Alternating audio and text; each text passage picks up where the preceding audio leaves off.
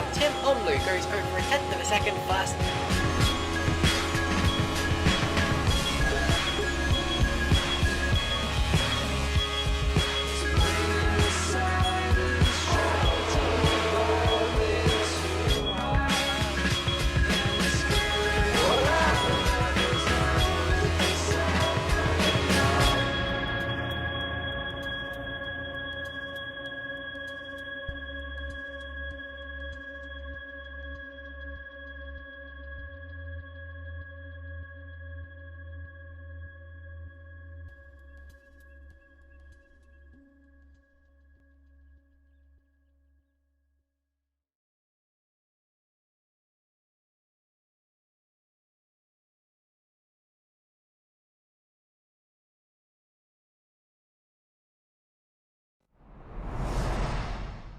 Good evening, everyone. Bear with me a second while we get the server up and running, but enjoy this black screen whilst we're waiting.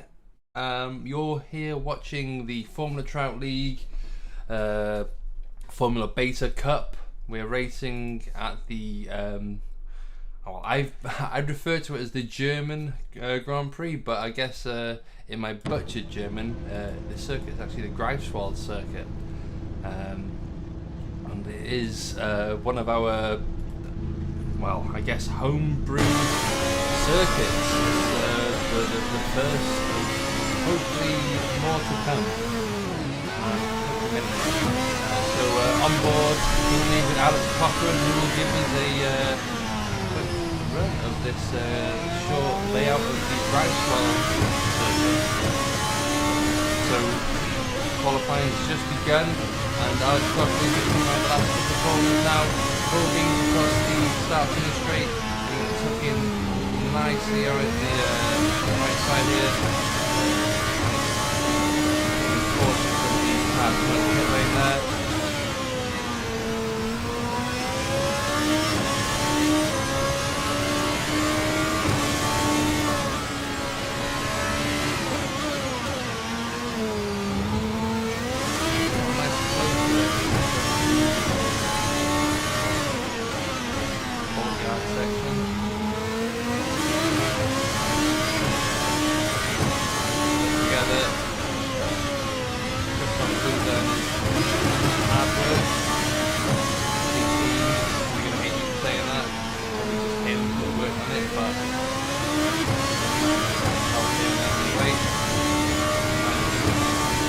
Yeah, that was the map of the Greifswald circuit.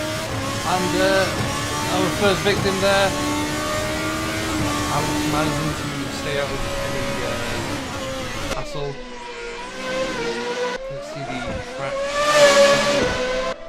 cameras now. A bit of a bit of a steer there, but still managing to hold on.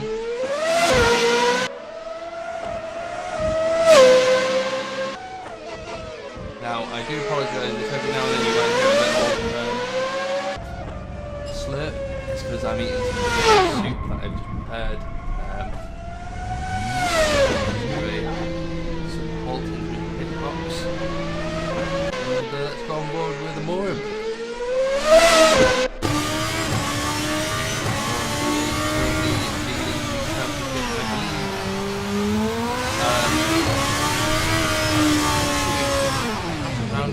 Off, yeah. Well, I think he has, maybe. There's no congratulations. He has. But who knows?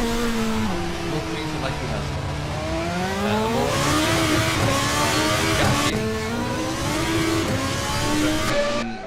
Griffin Gaming and we say very nice colour combination. Olsen's just pit the 8s. So track grip comes to these drivers. You see the lap times drop. Andrew can take a nice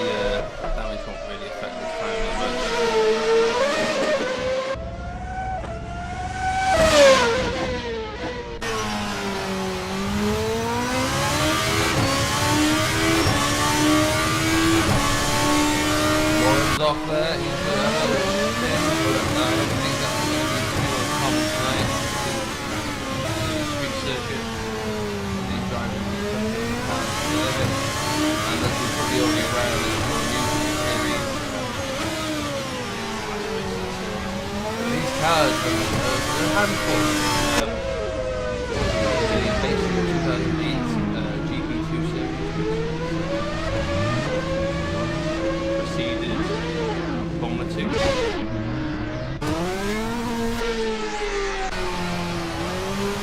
yeah, aerodynamics not exactly strong point to start.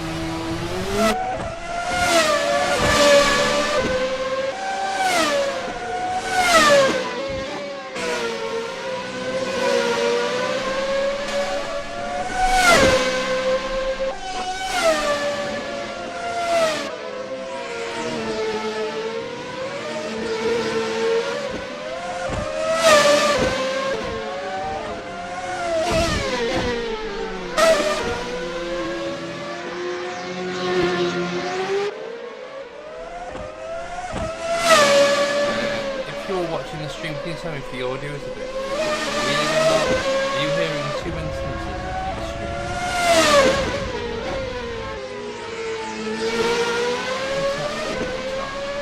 Yeah, just over 8.5 minutes to go now. Jack Yates has provisional pole. Well, there's barely anything that separates the top three.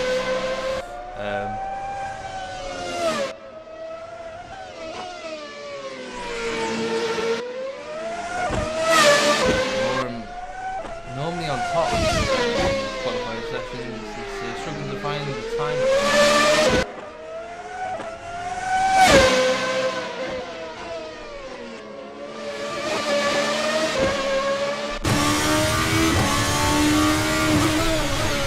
This will be his flying lap now.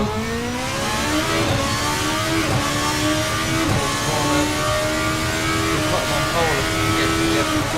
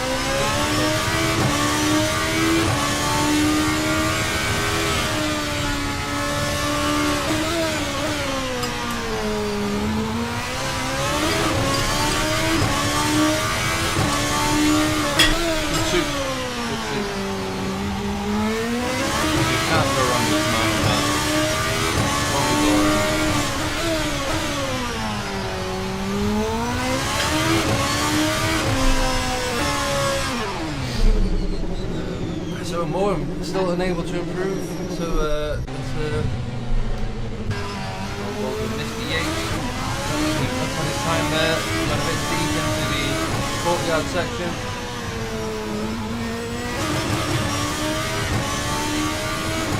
And yeah, we'll have to try again.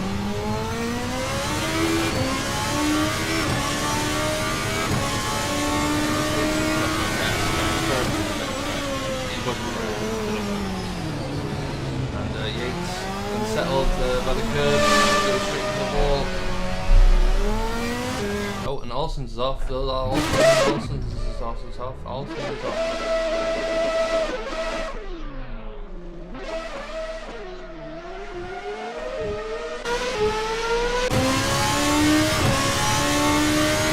Just 5 minutes ago, the qualifying session, we currently have Andre Olsen on pole with a 42.7. Jack Yates is 2 tenths off him at the moment. And then the more reason even further. Barely anything between it though. And the second, Jack Yates is top 5 at least. I asked Mr. Boozer earlier before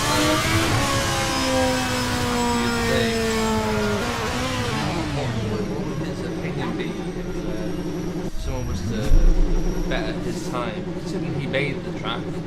You know, I didn't think he had more familiarity with it, but you know, it only takes a few laps for the guys to get on the pace.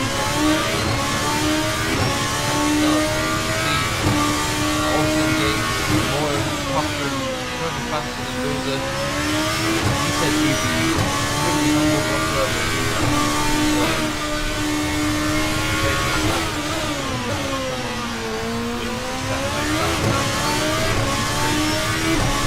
As I say that, he's got faster than Cochran, so 43.2.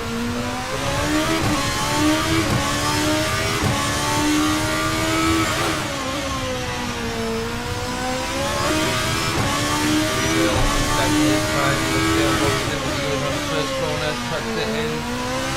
Very conservative. On the throttle now, he's actually faster than the previous.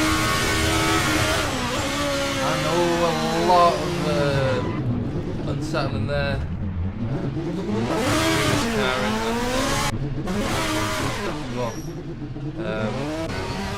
Yeah, really could not handle that weight shift.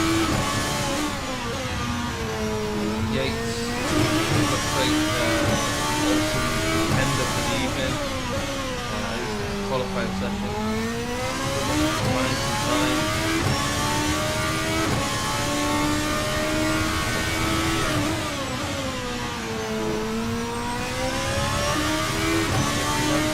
First time any of these drivers have really done a qualifying session. Yeah, they might have practiced the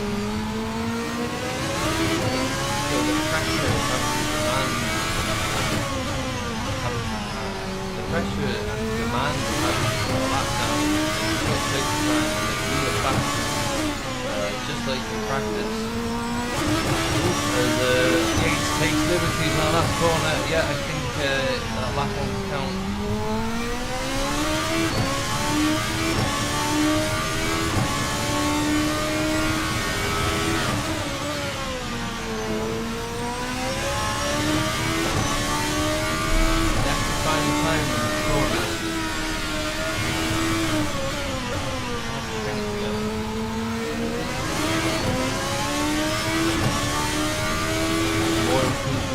Last time I think checked his last lap and I hear a voice in the distance. Hello, it's Alex Cochran. I don't hear you on the screen, the game is way too loud. The game is way too loud is what they're saying. I did ask and I had no response, so at least I think Alex is nicely popped in here. I'm going to turn this off. What about now? Can you guys still hear me? Commentator sound is barely hearable. Well, hopefully I'm more audible now, and you haven't missed much. It's just been me waffling for the last 15 minutes. Only 1 minute to go. Let's go on board with Amorim though, who's just about to embark on his flying lap, probably the last flying lap of the evening. Doesn't look like he got a good exit out of that last corner, but it's definitely time in that first corner. He's on the throttle nice and early, carry that momentum. Now, yeah, he just wants to ease it in, unlike Yates when he threw it in on the previous lap. Still not enough time. And a bit of wobble there as Yates tries to thread it through the needle. He's still finding time though, and through the courtyard sector now. Very reserved on the throttle. He's just easing the car into the corner, and that might just be enough to get him into P2 at least. But what can Yates do about this? Yates totally down on his delta. Olsen has finished his lap. He cannot improve. And it's pretty much just down to Yates now.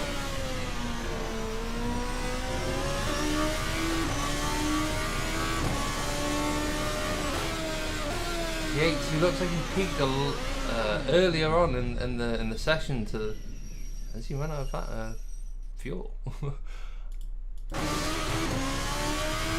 And Moran came across the line before the end of the lap by the looks of things. I don't know what I'm saying. He crossed the start finish line before the end of the timer.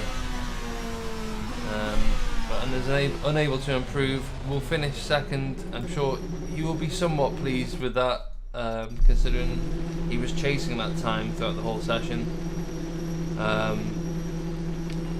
Yates, P3. Hats off to Boozer, who manages to squeeze himself to P4. Hasn't really been racing this whole season, so it's nice to see him. I'm still quiet. Okay, let's see. What can we do about that? What can we do? How about you guys turn your thing up?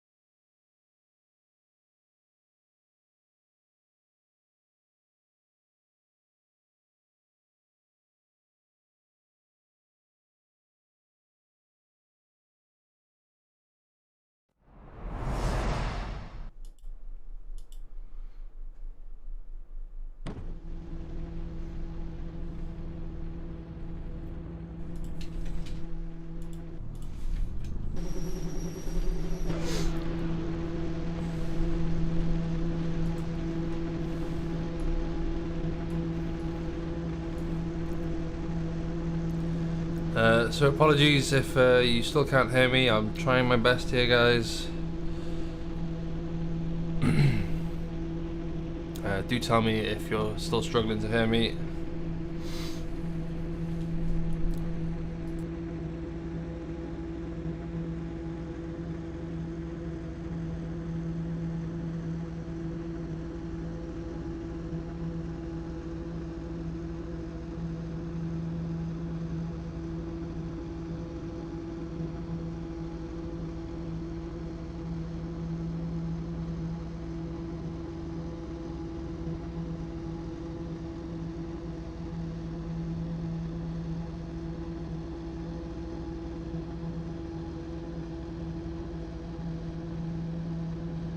Just a couple of minutes to go before the lights out. We'll be having 2 races as always.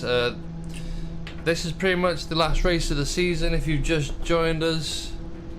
We have 2 races, a 20-minute sprint race and then a 40-minute feature race, which yeah, it should be quite exciting. These drivers have never raced around this track before. It's completely new to them.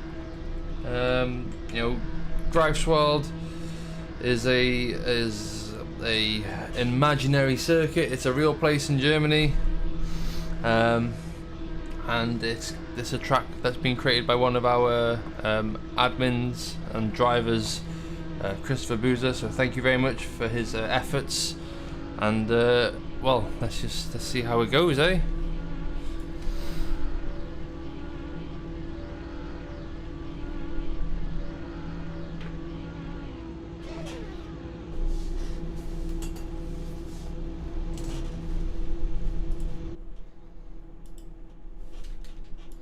Well, this is a nice angle. Let's see. Let's roll with this, eh? Not long now, I don't think. Once we see those lights.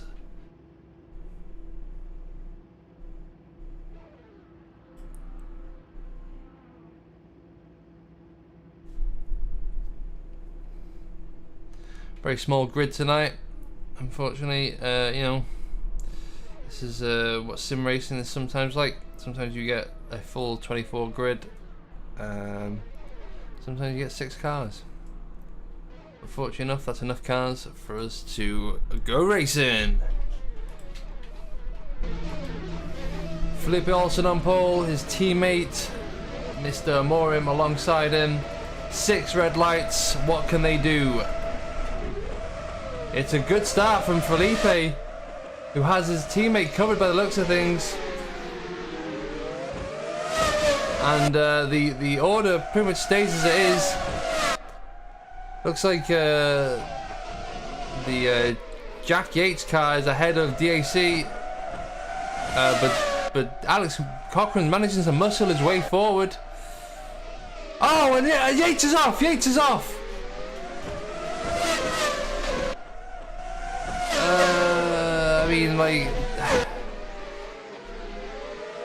in a perfect world, I mean, that would just we would just continue the race, but that's like 1/3 of the grid. I mean, they're kind of back up to scrub, up to pace. Della Valle, unfortunately, looks like he took the hit. And some fireworks going off in the distance there. Hopefully that wasn't Della Valle's car exploding. Della Valle, unfortunately, 9 seconds off the pace now because of that incident with Jack Yates. Unfortunately, not much you can do about that.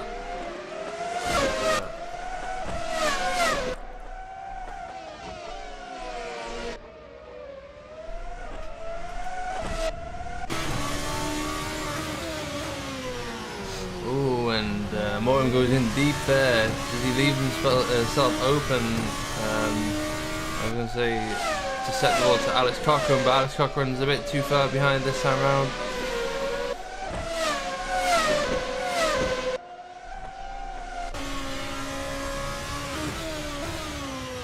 And it's a very overcast day here in Greifswald.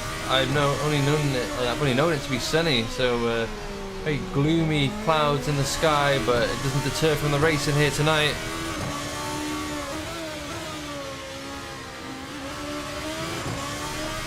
Olsen holding on to the lead since the start of the race.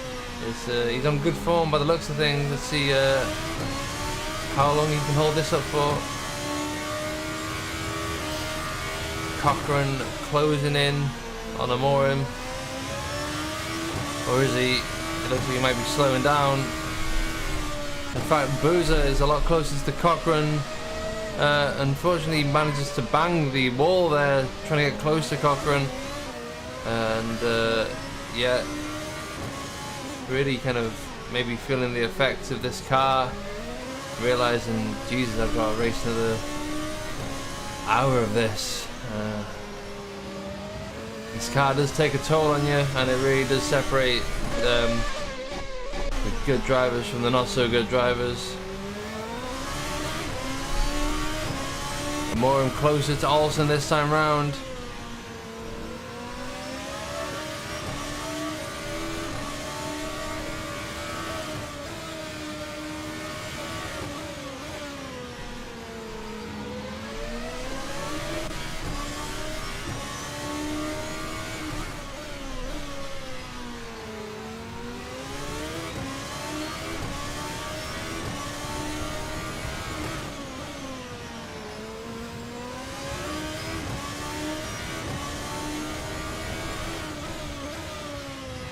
Cochran's earned the fastest lap there with a 43.9. He's not giving in the ghost just yet. But neither is Boozer, who is staying on his tail. Jack Yates is closing in.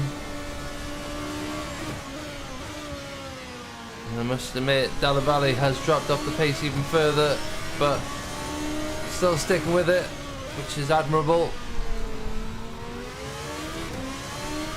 Bit of oversteer there from Olsen, but he's able to manage it.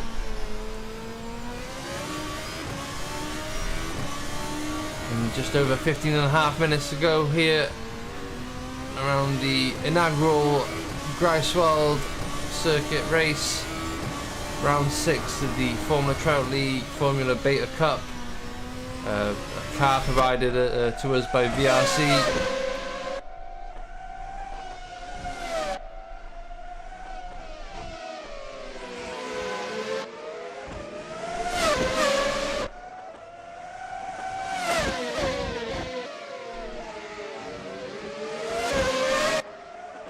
I've got to admit, I love the camera angles. I love the buildings. You know, I can't wait to see this car full, this track filled with sponsors, because it's definitely giving off sponsorship energy. You know, you've got to take into consideration this is one man's work, and it's come to fruition. You know, you can see every now and then maybe, you know, there's no skybox or anything like that. You know, there's slight imperfections that, you know, this is a mod in its kind of beta stages. I know, unfortunately, you've got Boozer off, and that's Boozer out. 6 minutes around this track, and he's had enough. Whereas these guys are muscling on. They want the points. They've got to fight for it. That put Dalla Valle in 5th place.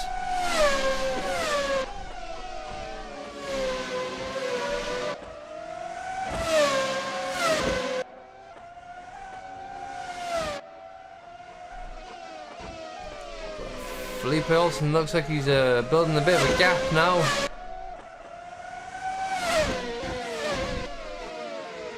Let's have a look. Oh, hello there, we've got a voice in here. It is Mr. Boozer himself, the track creator. How are those 6 minutes around the Greifswald circuit for you? It was good until I hit the wall and my engine died. That's a shame, man. There's some good efforts in there. You stay close to Cochrane. Connections with the Armco barrier, but you know, nothing to deter you until unfortunately your engine blew up. Yeah, I was coming like a good one. Alex squeezed through at the start, which he really got his elbows out, so I was annoyed by that. But then Yates crashed, so we got through there, and it was looking good until it wasn't, unfortunately. But yeah, next race, I'm not sure what I'm going to do. I don't know how long the tires last. We have a pit stop coming up.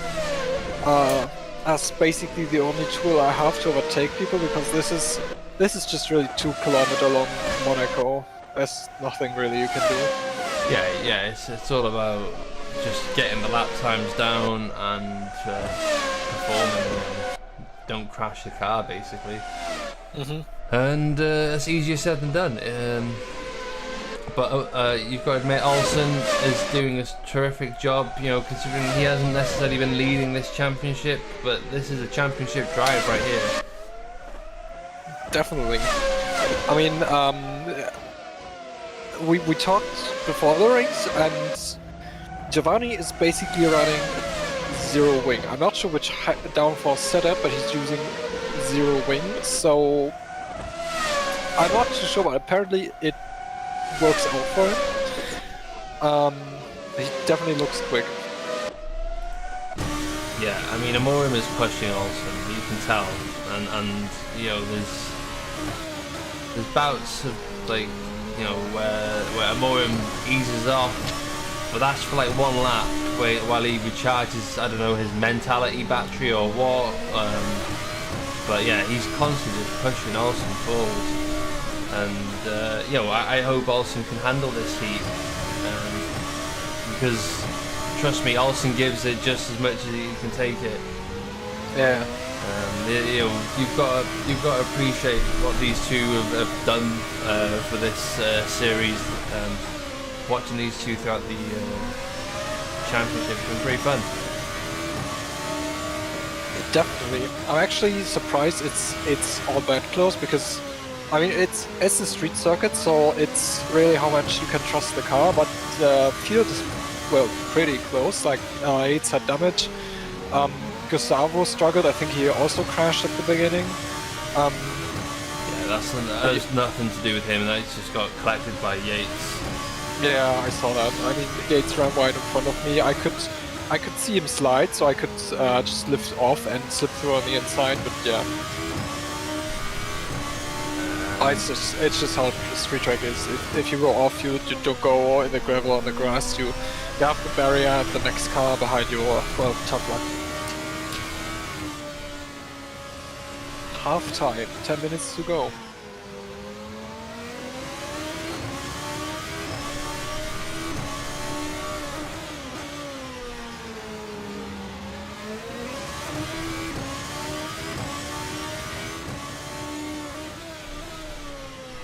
I'm assuming you're following. I don't see the stream, so I'm assuming you follow Giovanni, and yeah, that's good.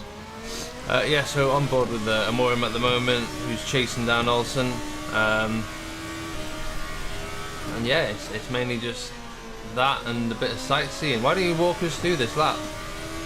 Yeah, definitely. So this corner I call school because on the right corner is the school I actually went to, which is quite interesting, to be honest.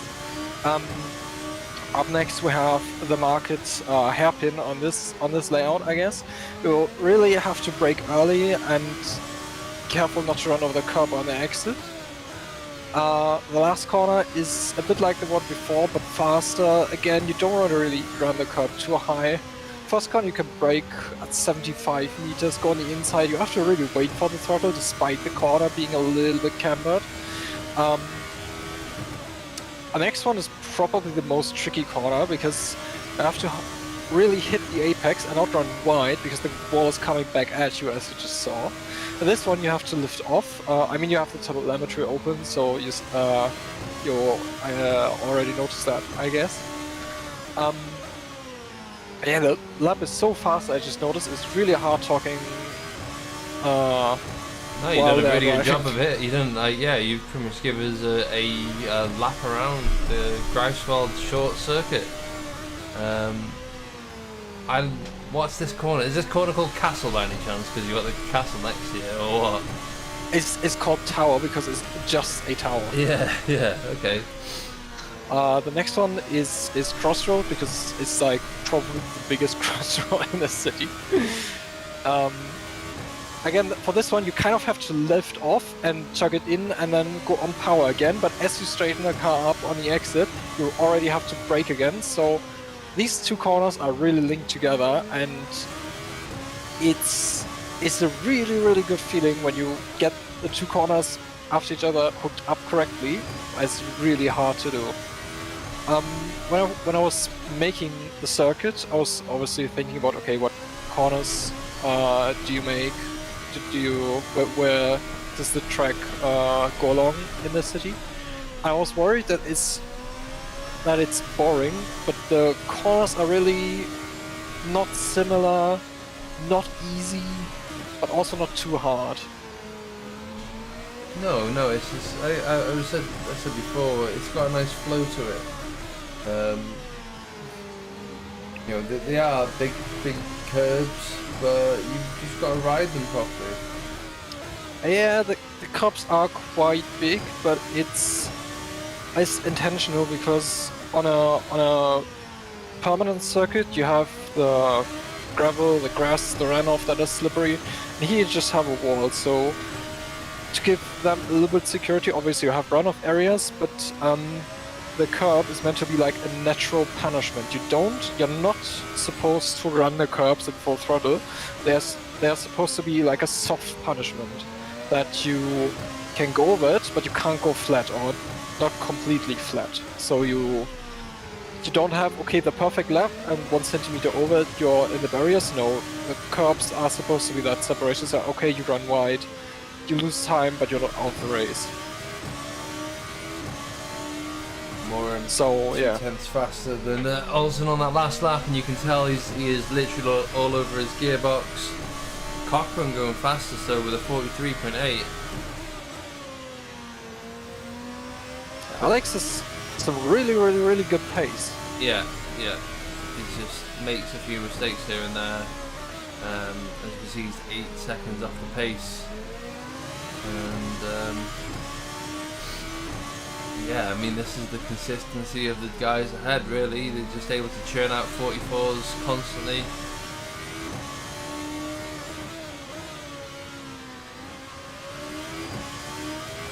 And also braked into the 43s there. Just 5 minutes to go. Soup has hit me. I've been eating soup. It was very nice. Yeah, I just came, to be honest with you. Cochran had a bit of... oh god, and now Yates is all over him. We might actually see an overtake here. No, Maybe just not. Yeah, maybe I spoke too soon. It's not over. If Alex has damage, or if Alex has like overheated tires, he needs to be really careful, and Jack might take advantage of that. But you really feel the dirty air. If you want to follow close, it's just not possible. It's the car, the track it is Monaco in that kind of sense. As just look at the gap, is already lost 2 or 3 car lengths again. Yeah, I mean, unfortunately you need some kind of equalizer to make up for that dirty air that you got to put up with, and that's where DRS does Yeah, benefit. it does. The thing is, on this layout, you could put a DRS into turn 3, which is the crossroad. But yeah, the start-finish straight is really short. All the straights on this layout are really short. The full Grand Prix layout, you do have a very long straight, reasonably long straight, longer than any straight in Monaco, where you can have DRS, and so that makes overtakes very possible. But on this layout, no, unfortunately. Would you? So in my mind, this is turn 3, the right-hander at the crossroad. Yeah. Would you consider turn 1 and 2 separate, or would you say, okay, this is just one long corner? Depends if you have the Red Bull Ring mentality, where any kink is a corner. Not any kink. I don't count this as a corner. So that's not... This is also just one corner, but it's like okay, to this break is a corner. here. That's a corner. That's one. That's one. For That's me. one. You can And say this from is here on, 2. it's 2. Yeah, because it's not really a kink. It's you have to do a reasonable steering input, and if it would be raining, it might not be flat or not as flat. I can see what you mean. Yeah. It's like in my mind, anything, if it's pouring down rain and you can take it flat, if you can go flat on the straights, it's a straight. It's not a corner. Yeah.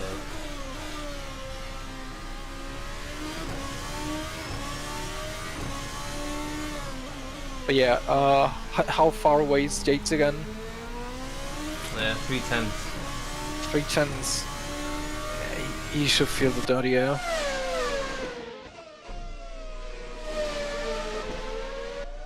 Should feel the dirty air. It's so frustrating. I was following Alex, and I wasn't necessarily faster, but I know, like, okay, even if I was faster, I couldn't overtake him.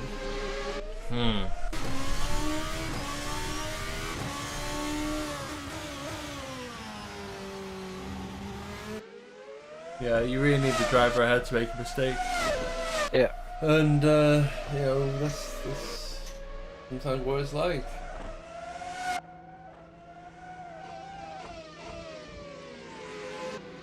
Just 1 more minute to go, really. And let's hope these guys have put enough fuel in the cars to make it to the end.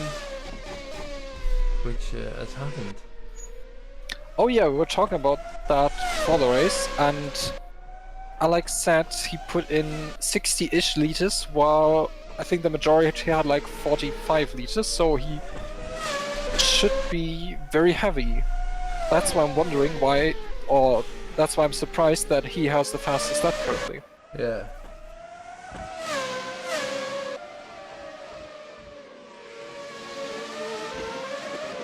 But it's nice seeing Alex in the yellow car for once. Yeah. It's very close to Alex. But with only 20 seconds to go, I don't think he can really make much of a difference. Alex needs to make a mistake for Yates to monopolise.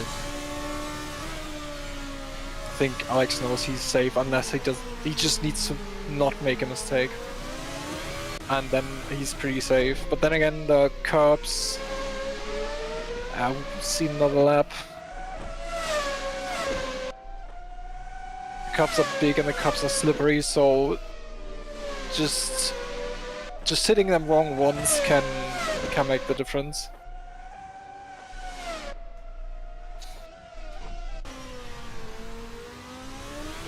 But this guy has pretty much led from start to finish of this sprint race, and rightfully so. He's done a great job, and you know you can't fault him really.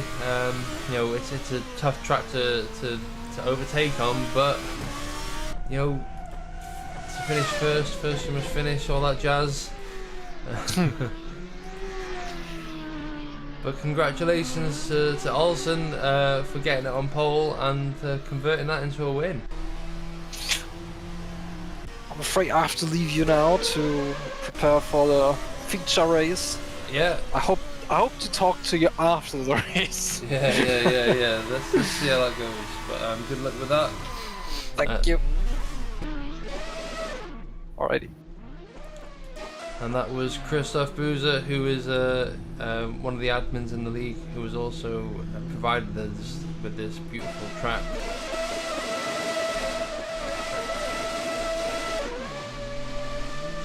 If you don't mind, I'm just going to quickly pop to the toilet and yeah, get ready to commentate the next race. So if you guys have just joined us, we've got a 40-minute race coming up, and then yeah, that's it really. That's the end of this series. We'll have a short break, and then in a couple of weeks' time we'll be continuing with the Premier Series. If you don't know what that is, well, you should just join the league and find out, or watch our previous races on YouTube, or do whatever you want. I'm not going to tell you what to do. But yeah, be right back. Don't go anywhere. Don't, I swear.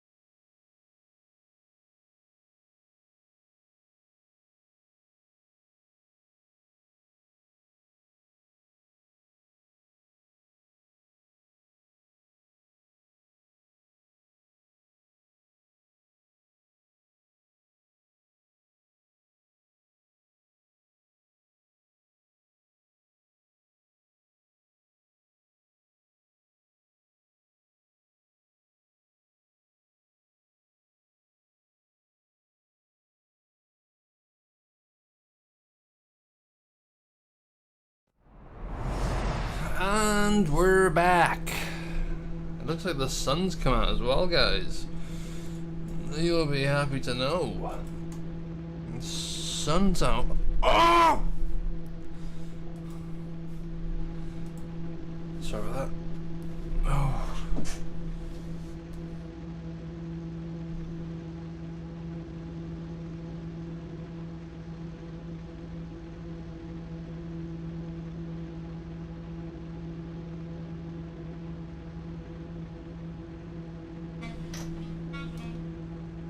Right, so yeah. How about that motorsports, eh?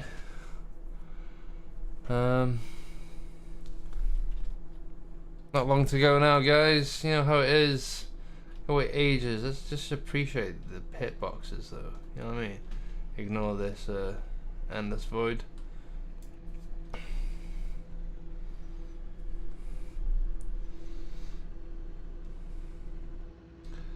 What's going on there? 47 with duct tape over it. I like it. Classy. And that's pretty much it.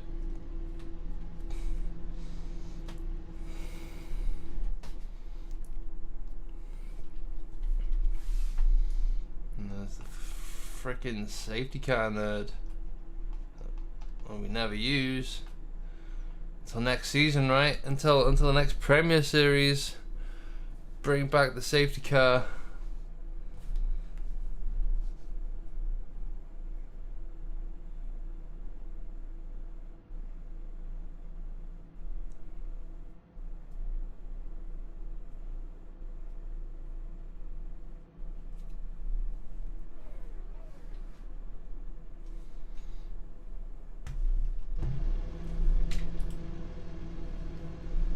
So hopefully no red flag, because let's not wait another 5 minutes for that race restart. So yeah, guys, if you can like hear me, don't crash. And here we go. There are lights, and they're going to start going red. 1, 2, 3, 4, 5, 6, 7, 8, 9, 10, 11, 12, 13, and away we go. It's a good start for Felipe again. It looks like it's another Felipe leader to the end of the race episode. Alex manages to muscle his way up to third again, and Moem looks for an opportunity around the outside there, but doesn't manage to make anything happen. He has got to find a way, and Alex is spun. And it's a 1, 2, 3 for Griffin Gaming. Technically, oh no, it isn't. Yeah, well, no, yeah, Jack Yates makes it the 4. I thought Dalavali managed to get ahead there. So if you're looking for feedback, Christoph, and you just so happen to be watching this, I think the camera cuts are a bit too fast, but I don't know, that's just me. I guess it wants to follow the leader, so it's naturally going to cut. But I'd like to not have to press F7 constantly to do that. You know what I mean? Oh! F7 again, just to be able to watch a bit at the end of that.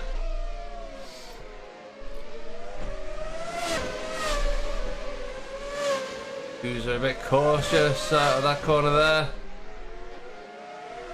Already falling off the pace of the leaders.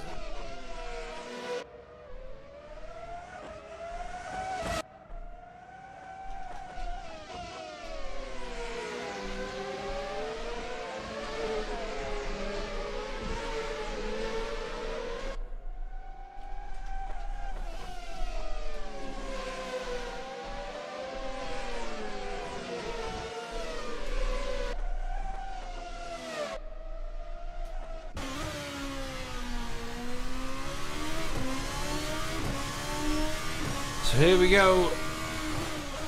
This is the feature race. It's the big boy race. It's the one that makes people go crazy after 40 minutes.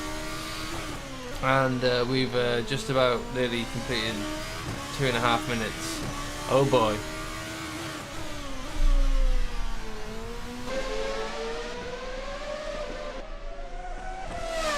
But we've got pit stop, boys. We've got pit stops, and that's going to make this all interesting. Alex Cochrane off again.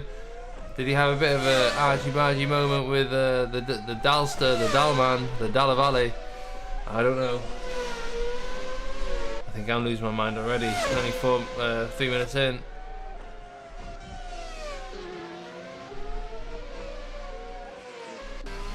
Cochrane trying to get some temperature into his tyres, I don't know.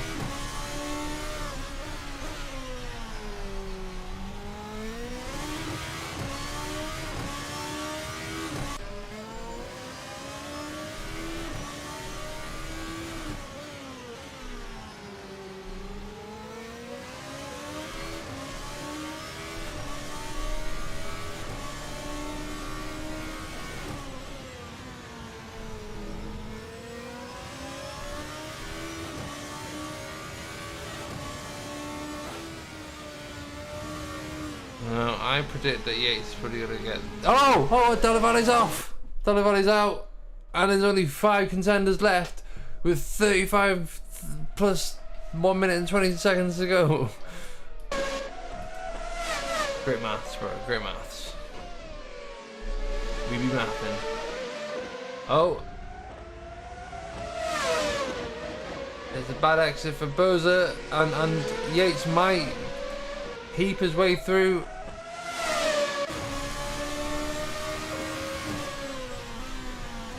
No, Boza just has to close the door, and that's enough. He's going to Daniel Ricciardo this one.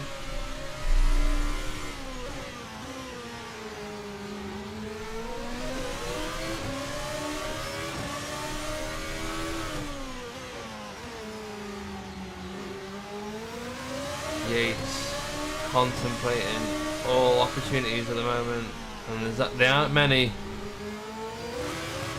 He needs to get a better exit and muscle his way through.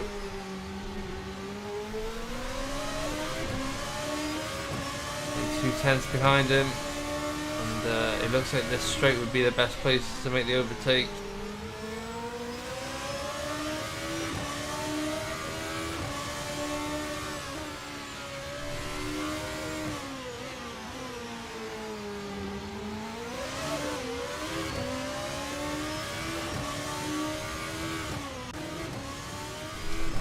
Cochrane will be catching up eventually. It might literally just come down to who has the best pit stop.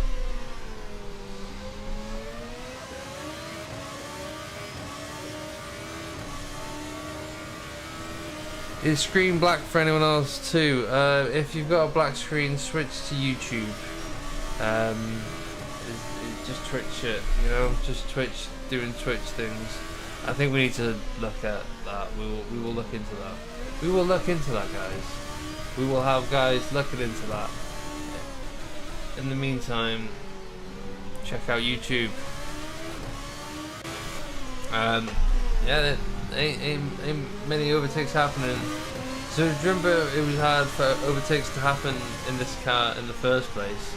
So we made a circuit to suit those conditions. Yeah. Jack Yates putting his foot down, as are many of the drivers.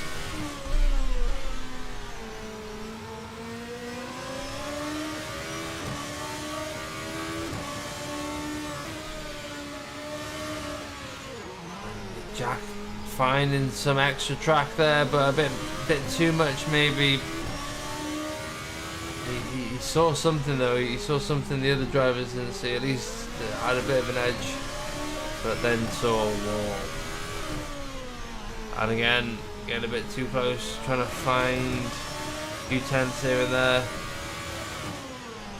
You just see that he's taking a different line. He's just because the way that the car is reacting. You can't just jerk it and jump to the inside. You almost have to line the car up, ready for that overtake down the inside. You know, once this goddamn clown in front of me gets out the way, you know what I mean? Jack might say if he was that way inclined. Anyway, back to the battle ahead. In the safety car perspective, Pav, you're a safety car driver, not being called out, watching the battle for first. Pretty close. Morum getting a bit too close. The dirty air just threw him to Timbuktu there, and I wonder if that has done any damage to his car. Give it a couple of laps, I'm sure it'll be back on form.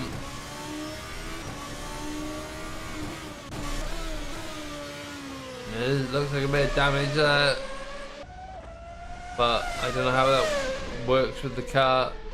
Looks like there's some on the rear wing as well.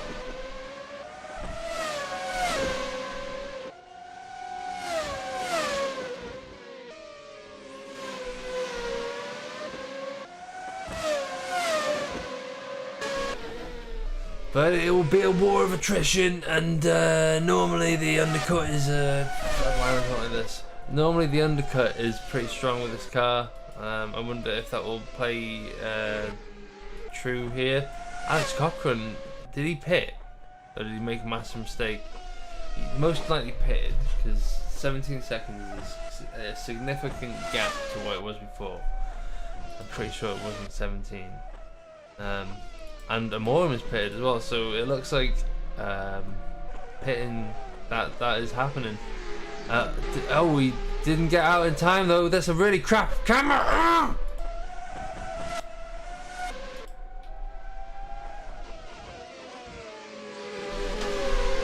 Oh, I'm so sorry, guys. What the hell?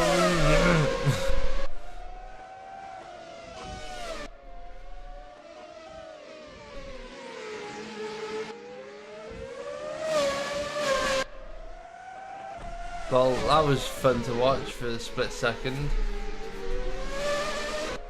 Pav, you fucked up. Alright, let's see from this angle now. Here we go.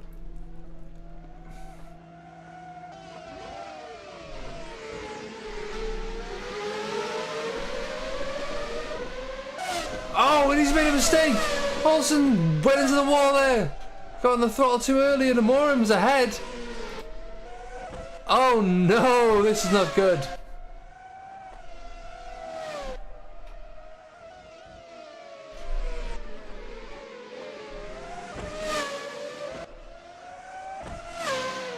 And that's worked out brilliantly for Morum.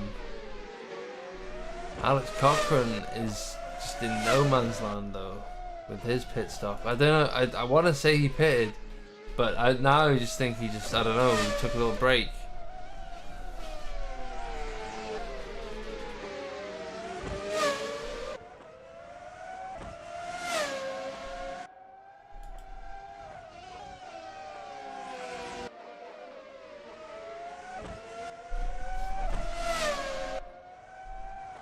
So, I mean, it'd be good to know like what tires these guys are on, right? You want to know that, right?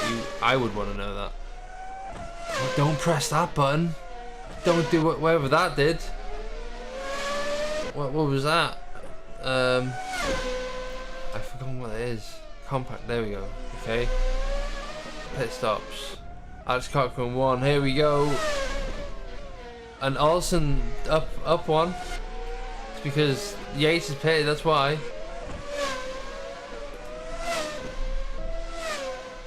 So that makes sense.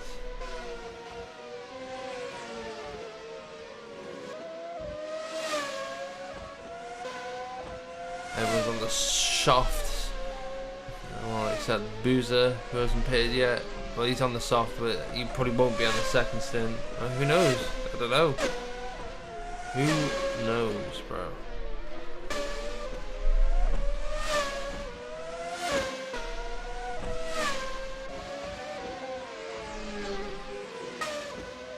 Oh man, the relative.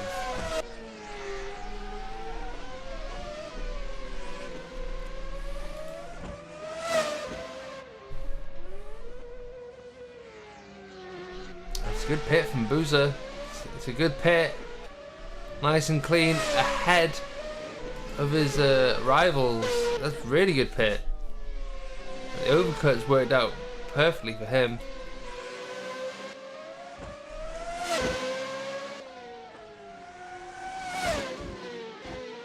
But it'll be Olsen who'll be hurting from this. Let's see how long the soft tires last for. I wonder if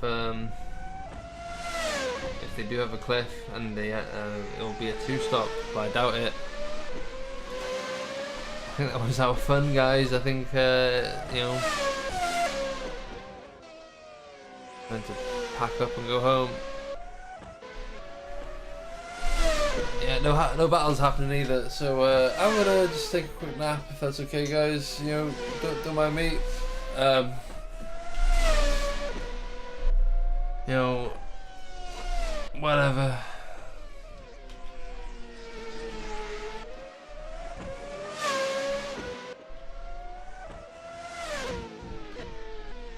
So Mr. Boozer is gonna pit again, right? That's my theory.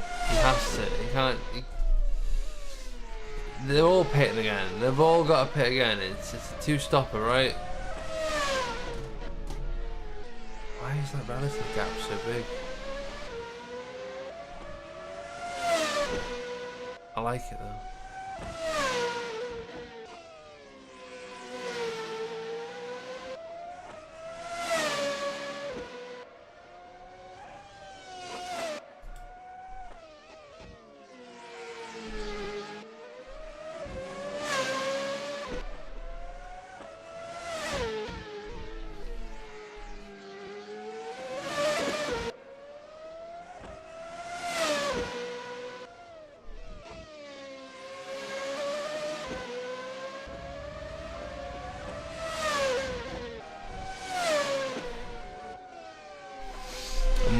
Who has managed to snatch the win, or the lead, sorry.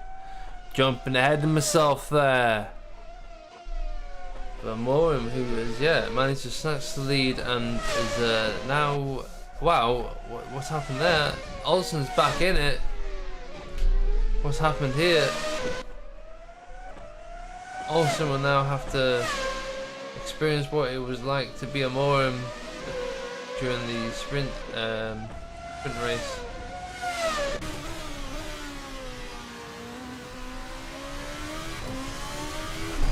But yeah, Amorim has done a good job with that pit. What can I say?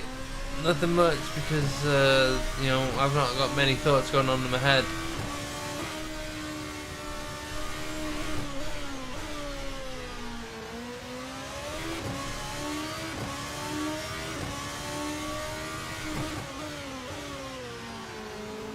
Just over 24 minutes to go out of this 40-minute race, and if you've not been with us since the start, we have Felipe Olsen, who won the first race, the first 20-minute race, and now during the second race, the second and final race of the season, we have Olsen, who started ahead and was leading up until the first pit stops, and found himself behind the traffic, which was Boozer and Yates, whereas Amora managed to get ahead of those two with a great out lap, well, and a great in lap and then out lap.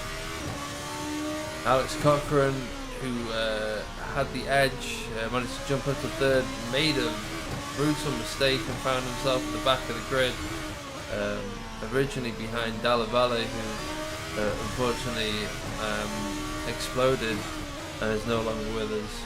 God rest his soul. But yeah, that's pretty much the chain of events. We have Boozer, who's running in third. If I've not already said, he created this track, and you know, does that give him some advantage? Yeah, what? That's not fair, is it? He's had loads of practice. What? I mean, you know. Good, isn't it? Anyway, Boozer, he's got a funny name. Anyway, coming around the last couple of corners. There are definitely 2 corners, and we go into the first corner, which is a long right-hander. You'd say, is that a second corner? No, that's still the first corner. It leads onto a straight, and you can see Olsen staying behind Amorim as they enter turn 2. Controversial turn for a lot of people, and then you hug to the left, and then onto the right. That's a third corner, right? Into fourth, which is another right-hander. Crossroads, apparently, is it? Is it not? I might have missed that corner. And now onto a straight, which leads us into the marketplace, everyone's favourite marketplace in Greifswald. It's the only marketplace in Greifswald. And now we hook it into the left-right-hander, over the curves, and onto the start-finish straight. And that is a lap of Greifswald by yours truly. We go past Tower, everyone's favourite Tower. Yeah, down this straight, a lot of black houses for some reason. We'll get to that. That's Crossroads, biggest crossroads in Greifswald apparently. Everyone's favourite crossroad. And then we come to this corner. There's a school somewhere. Apparently, I didn't see it. Did you? Anyway, marketplace. Everyone's favourite marketplace. Can't forget it. So yeah. 21 minutes to go. We got 21 minutes to go.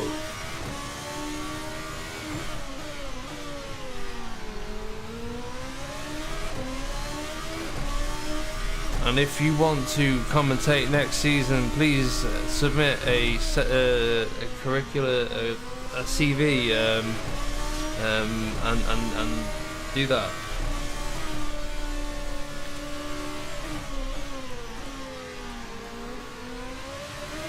Select all images with bicycles in them. I'm trying to.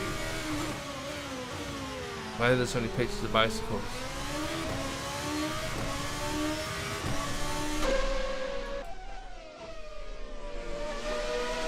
Olsen, very close. Very, very close. But not close enough. He needs to be even closer. And, you know.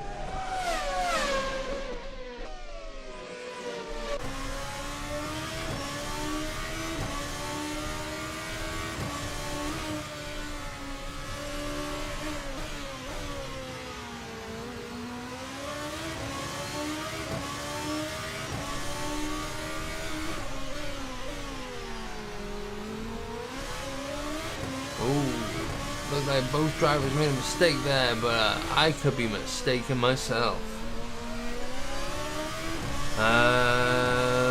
Not a lot happening at the moment, but you know, stick with it, guys. Stick with it. This is the kind of the middle part that, you know, everyone kind of falls asleep at in any race. That's just motorsports, bro. Motorsports is boring, but you know, it's exciting when it's not boring. You know what I mean? Anyway. 19 minutes and 20 seconds to go, and you know, it's a track.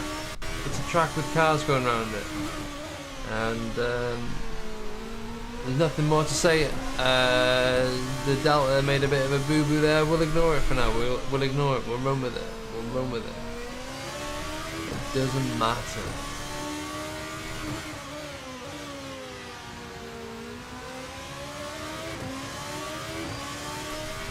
I can imagine it being rather frustrating being in this position.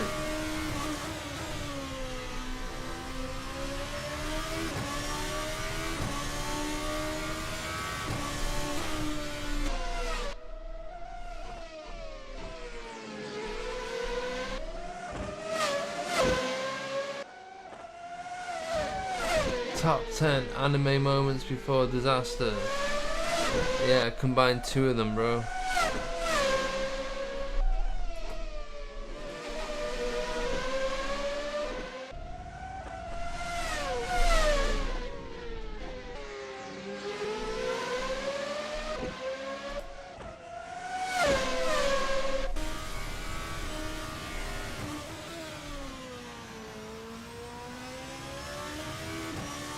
Look how close he gets to the wall, man. This guy's in control. He's on rails. Even with his broken front wing. You know, this guy. Ignore that Trout logo, by the way. Let's just never look at that Trout logo again. It's cursed.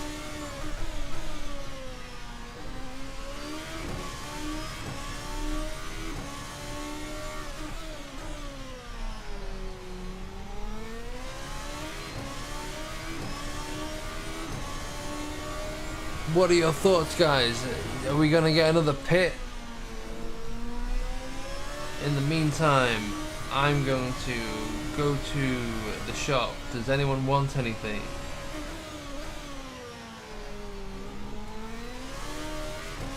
"17 minutes to go," and if you've just joined us, then you haven't missed much, but let's pretend that you have.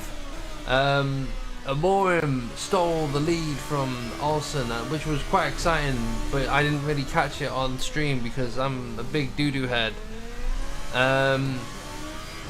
Then Olsen has pretty much been stuck behind Amorim, very similar to how Amorim was stuck behind him throughout the first race.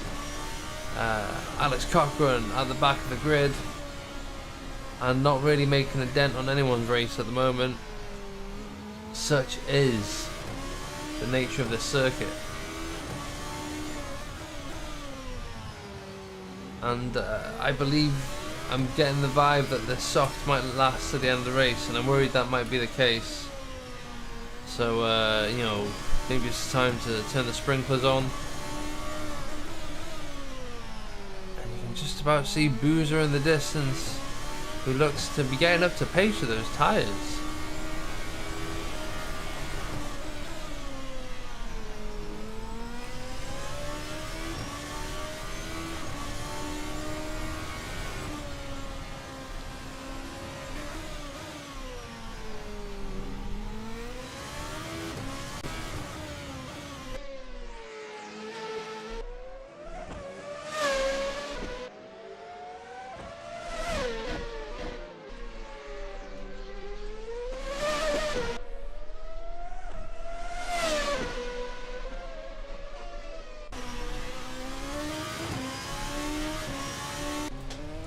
Oh dear, what happened here? Oh no, Yates has shit the bed. And he's out.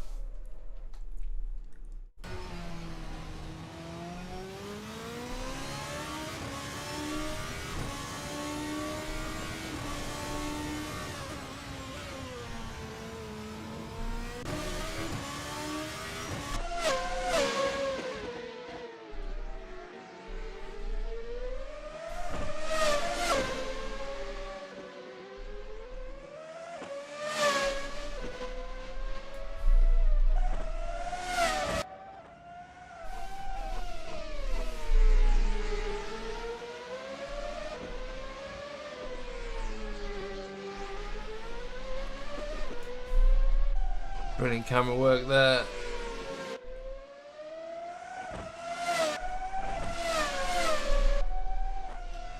And apologies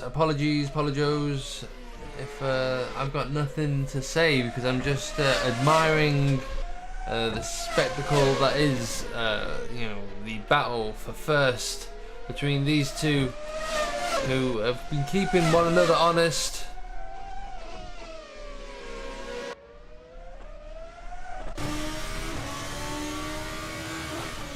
And look at that. Barely anything separates them. Even Boozer setting an identical lap time.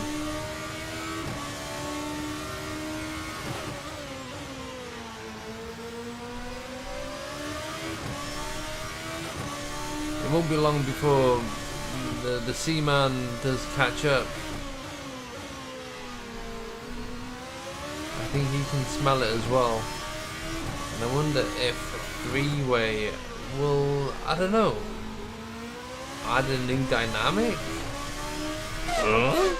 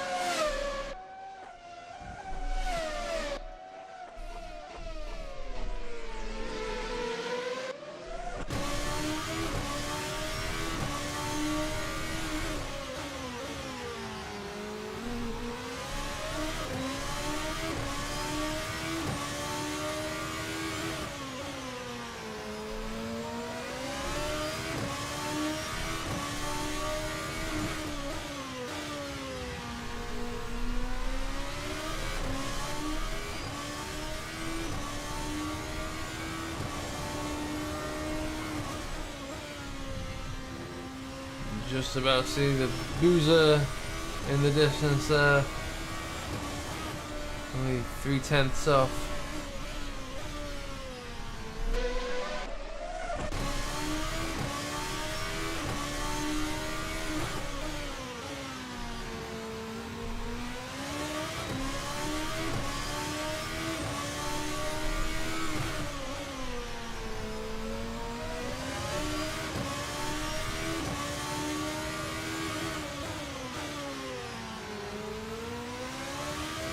I wonder at what state their tyres are at.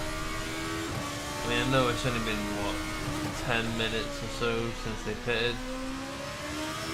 Well, maybe longer now if I think about it. Yeah, let's say 15 minutes. Let's see how many laps, how many flaps.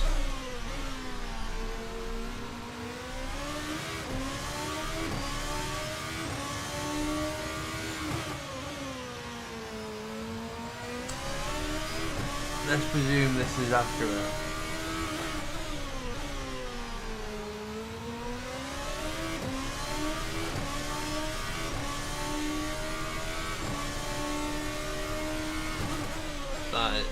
It can't be accurate. It can't be accurate. It just can't. It doesn't make sense. It can't be accurate. It's either not considered Mr. Boozer and Mr. Cochrane's pit stops, or they just, I don't know, Boozer doing 39 laps on super softs. You know what I mean? Doesn't matter though, because he's only 2.4 seconds off the pace. But how long? For how long?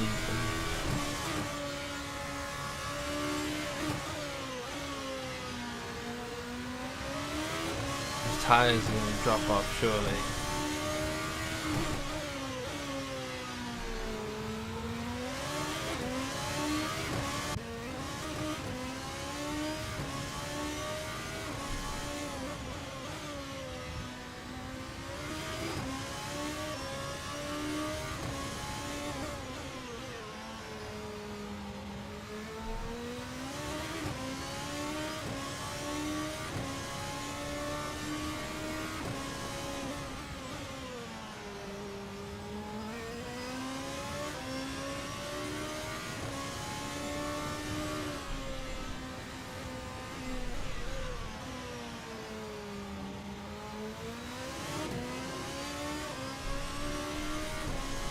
Boozer can pull this off.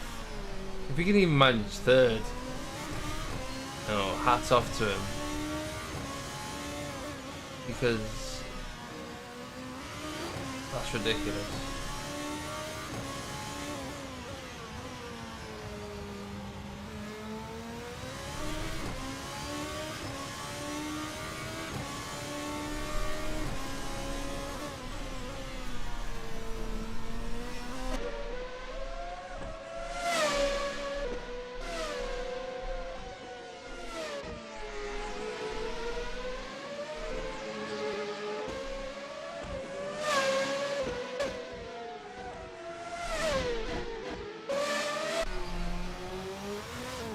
No! No!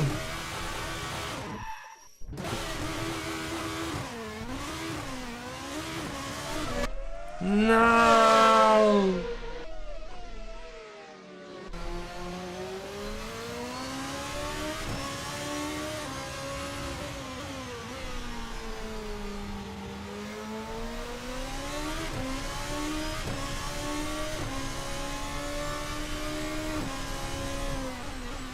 And thus we see the start of Boozer's villain arc.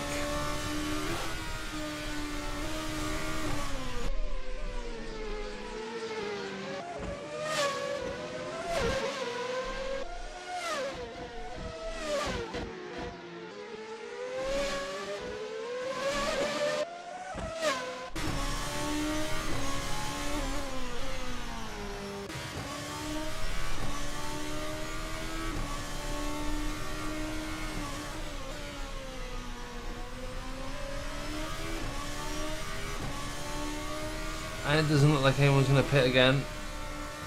I think Boozer's opt for the super soft was a false positive.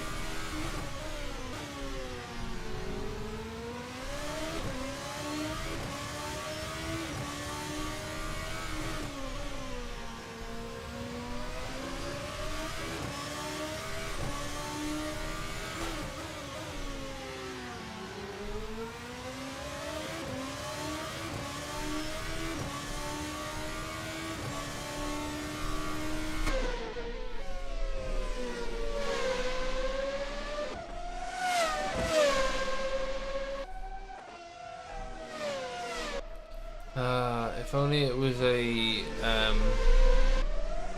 27-minute lap race. 27-minute lap race? That wouldn't make sense either. But if it was a 27-minute lap race, if that made sense, then Boozer, might be in luck. But if we're talking about hypothetical races, which are called 27-minute lap races, maybe in this hypothetical race, coming third means you're the winner. And therefore, he would have definitely won, but in this hypothetical situation where the race is called a 27-minute lap race, yeah, I don't know. Anyway, back to the race at hand. 5 minutes ago, around the Greifswald circuit, which is based in Germany apparently. Beats me, never heard of it, but it's a cool little town, and this is the short version of the circuit. A longer version is in development. But yeah, neat, hey, neato. 4 minutes and 40 seconds to go. Thank you for sticking with us, guys. Hasn't been the most eventful race, but it's been a great little show up anyway. Show up, that's not the right word. But it's been a nice little turnout. And watch some cars drive around a street circuit, which isn't half bad. It's this marketplace. I call it a courtyard. It's not a courtyard, is it? Numpty. Anyway, 4 minutes to go. Probably like 5 laps, maybe. Yeah, say 5 laps. Oh, put him off of that. Ignore it though.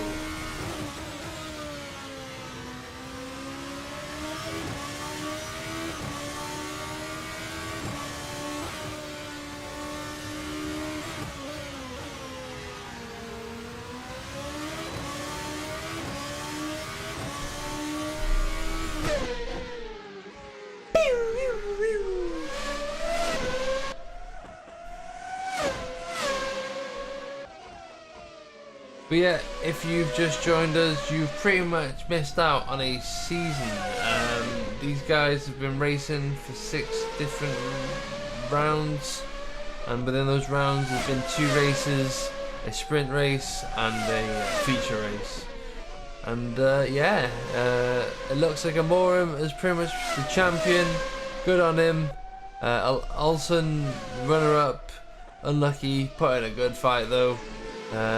And Alex Cochran, yeah, pretty much came third. But Griffin Gaming, yeah, unchallenged, I'd say, throughout this season. It's pretty much been the Griffin Gaming season, to be honest. Finishing it off with a race around the home circuit. How about that? It wasn't orchestrated at all. It wasn't. This has not just been a glory hunt for Griffin Gaming. This has not just been some kind of little package for them as a send-off, because they won't be competitive next season in the Premier Series. It is not that. It is not that at all. I don't know where you're getting that from. But it's been fun. It's been fun, and there's only 2 minutes left to go. So soak up, guys. This is it now. No more Griffin Gaming after this. Where are you getting that from? Whoa.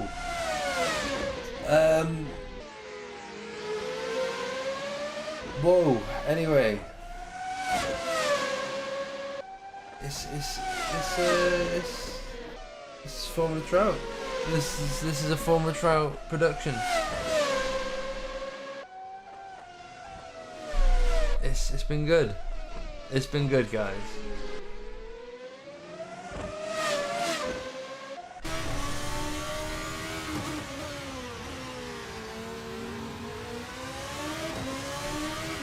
What did we say? Did we say 5 laps?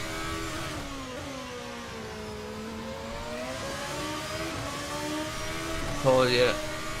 Told you.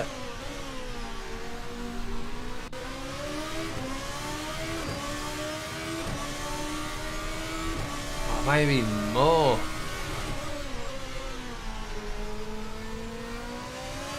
Cochrane sets the fastest lap and Bruiser goes even faster again.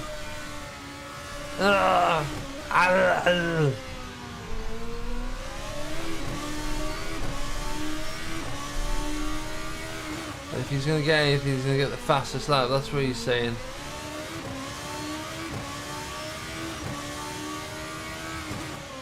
And Olsen, unfortunately, needs a miracle to happen now.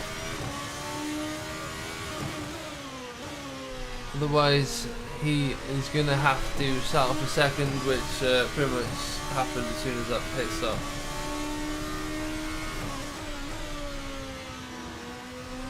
But yeah, yo, it was fun commentating alone. Not even anyone in the chat to engage with. It's been fun, guys. It's been fun. This is a common Trout L. I refer that to myself, not Formula Trout. This is common Trout W in that sense. Anyway, the more wins. Woo! Olsen has finished second.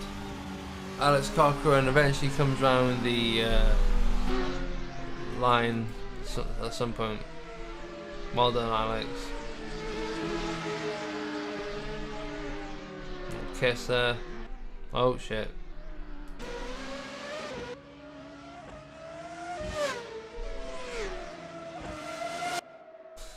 And look at that. And look at that. Well done, guys. It's been beautiful. I'm gonna go cry now.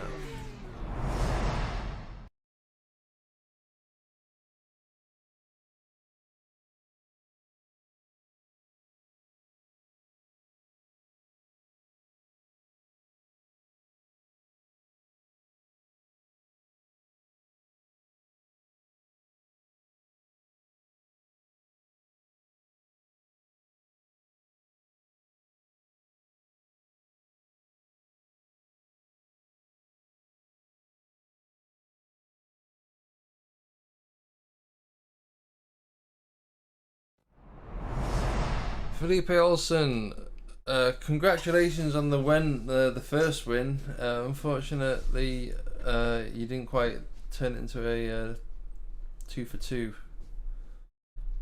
What happened there? Thank you very much. Yeah, that was a bit of a silly mistake in the second race. I ever so slightly overshot the pit box and lost Ooh, about 2 seconds there, which cost me the lead. I didn't But see that. I caught you exiting the pits and then driving into the pit wall. You might have yeah, banged the time. Yeah, that was a bit of a desperate attempt at getting past Christoph and Jack, Yeah, which caused me a bit of damage, but didn't really affect me very much. but I mean, you had 2 great starts. That's annoyingly like well, I mean, walk us through it. Well, it all started with an amazing pole lap, which I Yeah. have no idea where it came from, which set me up really nicely for the first race. Got a very good start, as you mentioned, and from then on it was just I didn't really push that hard. Always was just trying to keep it clean, no mistakes. Mm, Just because after 2 laps, I realized there's no way Giovanni could overtake me. yeah. Um, I just had to keep it on the road, so it was just management trying to keep the tires alive. Very straightforward race.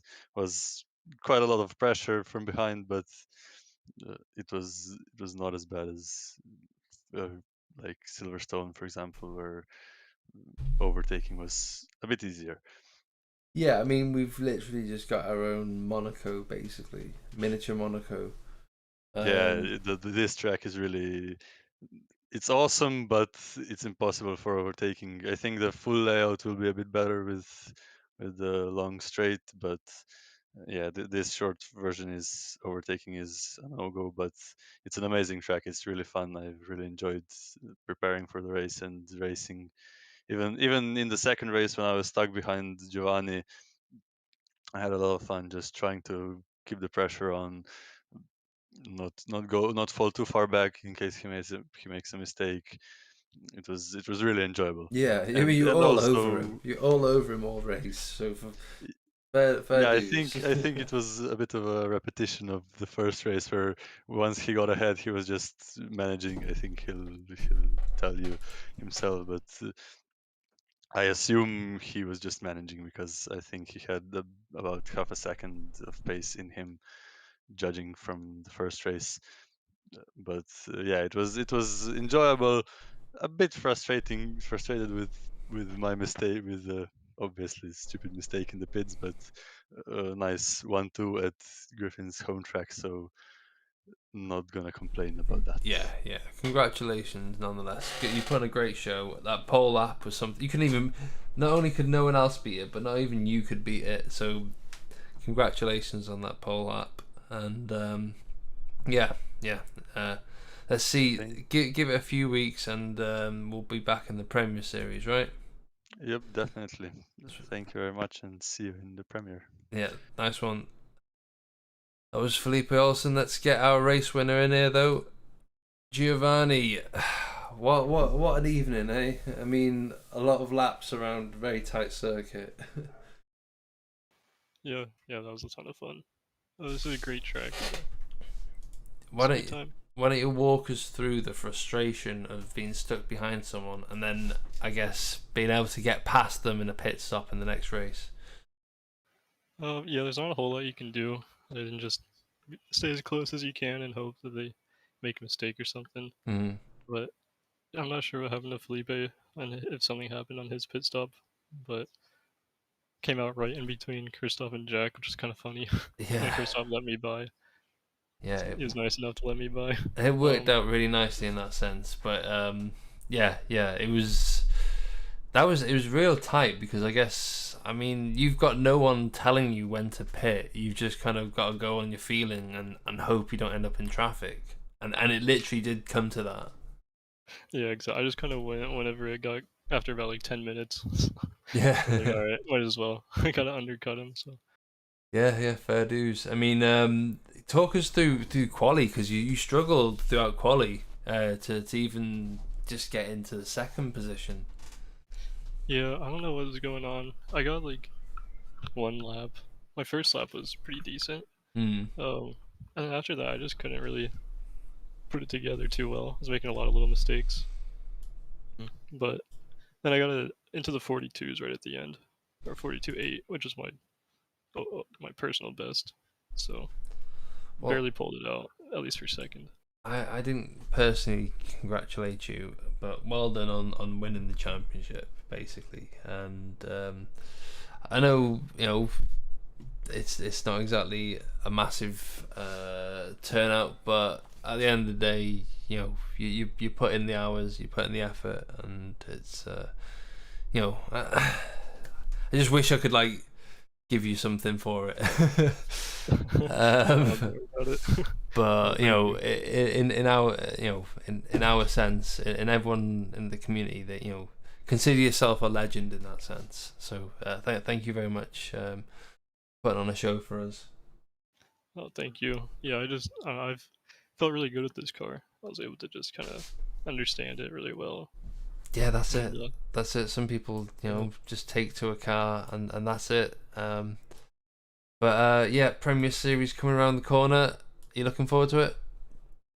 Yeah, I'm definitely looking forward to it. It's always fun. Yeah. I think I've driven the RSS car that we're probably going to use a bit, and personally, I kind of preferred the VRC that we used before, but it's still a good car. It'll still be fun. Yeah, man, each to their own opinion. It's a different breed of RSS car, so it should be interesting, at least for a couple of races until people figure out the meta. But yeah, nice one. Anyway, thank you very much for joining us this evening, and congratulations once again. Oh, thank you, and thank you for all this streaming. Thank you very much. That was our race winner, our feature race winner, Giovanni, and champion. Let's get both Alex Cochran and Christoph Boozer both in here to talk with us. Alex and Boozer, interesting night.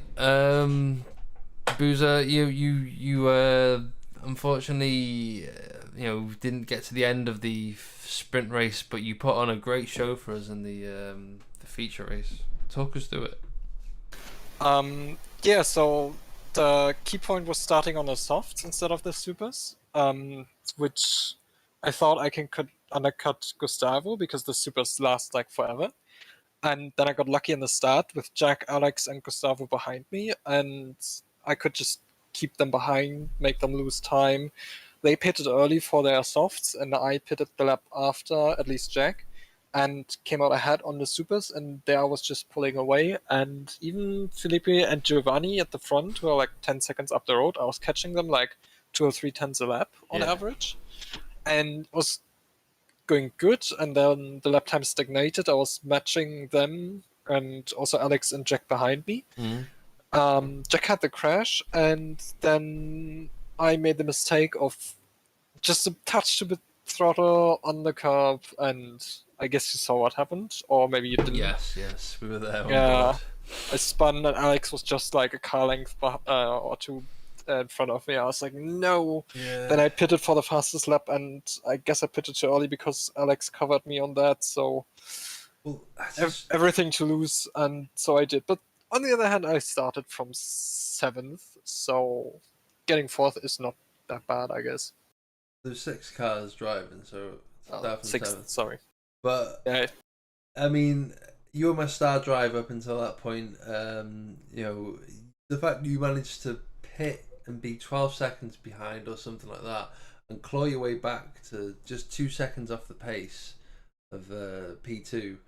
I mean, overtaking wasn't really on the cards, but you never know. You never know. That could have easily been you on the top step of the podium. Alex Cochran, P3. Considering how it turned out for you, walk us through that race. First or second? I mean, let's start off with the first race. What did happen in the first race? Just squeezed me out in turn 1. Yeah. You managed to jump up to P3. Yeah, I had a pretty good initial start. Qualifying was disappointing as I actually ended up rolling the car. I think with 10 minutes or so to go, so that was kind of quali over. So I started 5th. Yeah, I got up to 3rd, turn 1. I had a pretty good start. I had a bit of contact with Christoph because I was looking at, I think it was Jack on the inside. I was focusing on him, didn't want to turn in on him, and then Christoph's on the outside. Just 3 into 1 never really goes. Unfortunately, there was contact, but yeah, it's one of them things. The race wasn't going to do bad at all. My pace was good. It seems to be always that I'm not that quick in quali, and then it comes the race, I'm as fast, if not faster, than the top guys, than the Morum and Olsen. Oh yeah. But a track like this, you're never going to be able to make an overtake. And I was following them, and I was like, right, I'm going to push really hard and try force a mistake, and then I made a mistake myself. Yeah. And that was race 1 basically over for me. But yeah, 3rd wasn't bad.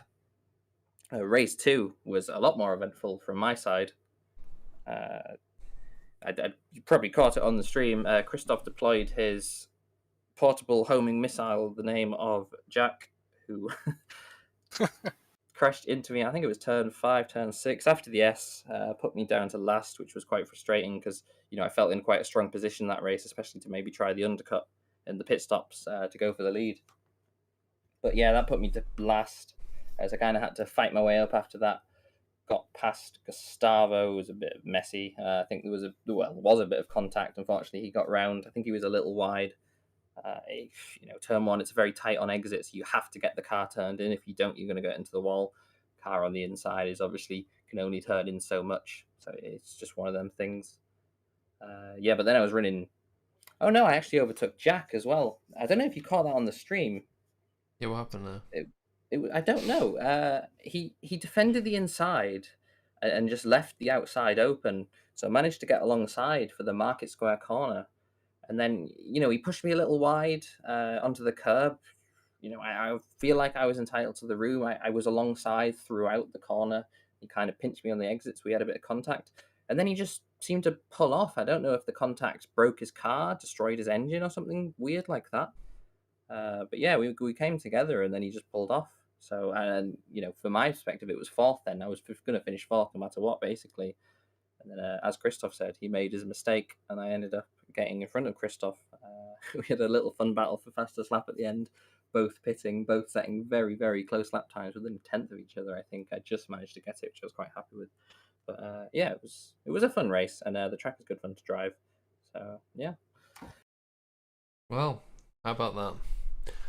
And that pretty much rounds off the end of the season, guys. It's been an interesting little cup to keep us entertained whilst we wait for a suitable competitive car to race in the Premier Series. Have we got a starting date for that? I don't think we can reveal any starting date, but it's yeah, we can. Screw it. If anyone's watching, the starting date